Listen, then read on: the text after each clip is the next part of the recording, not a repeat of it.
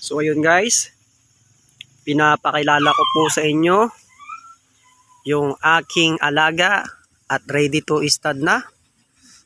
Hindi pa po siya proven guys. Bali open for puppy share po siya. Ang kanyang breed po guys ay Japanese Spitz.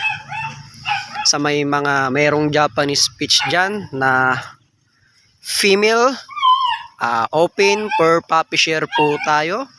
Ngayon lang po ito guys kasi si Lil White ay hindi pa po siya proven. Pero 1 year old na po siya. Kaya ready for stud na po siya. 2 bulls.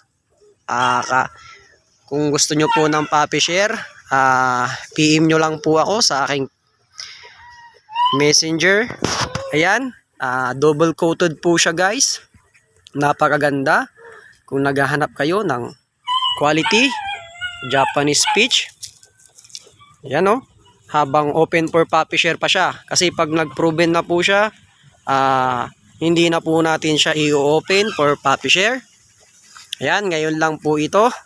Para makakuha po tayo agad ng kliyente. At makapag-stud na rin po yung ating alaga. Ayan po guys. Japanese Spitz po siya. Small type lang po siya. Double coated. Shading siya ngayon. Nawawala na po yung kanyang puppy coat. Papalit na, mas makapal pa yan nung nakaraan.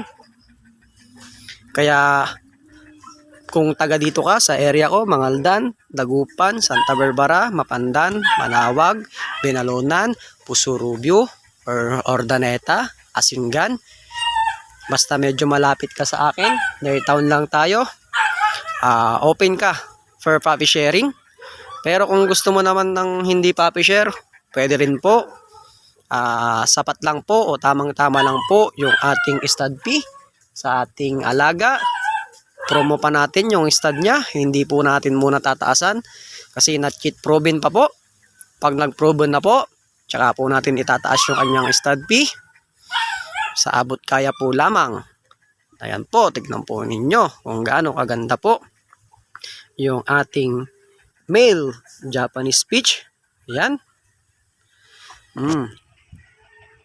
Kung naghahanap ka po ng Japanese Spitz, small type lang siya guys para hindi ho mahirapan mga anak yung inyong mga Japanese Spitz.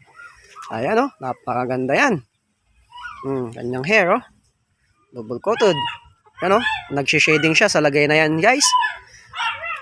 After siguro itong ilang buwan lang yan, babalik na po ulit yung kanyang hair na nawala. Dahil dinimating po natin siya, dinimat po natin, inalis po natin yung kanyang lahat ng puppy coat. Kaya po medyo numipis yung kanyang hair. Ayan, tignan nyo naman. Napakaganda nyan.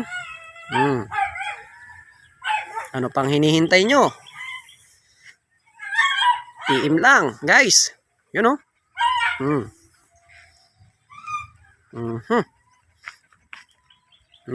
Yan, lapit natin ng mabuti para makita ninyo po ang malapitan kung gaano po kaganda yung ating fresh na fresh 1 year old Japanese Spitz. Guys ha. So ayan, hanggang dito na lang po yung aking video. Maraming salamat po. Brrr.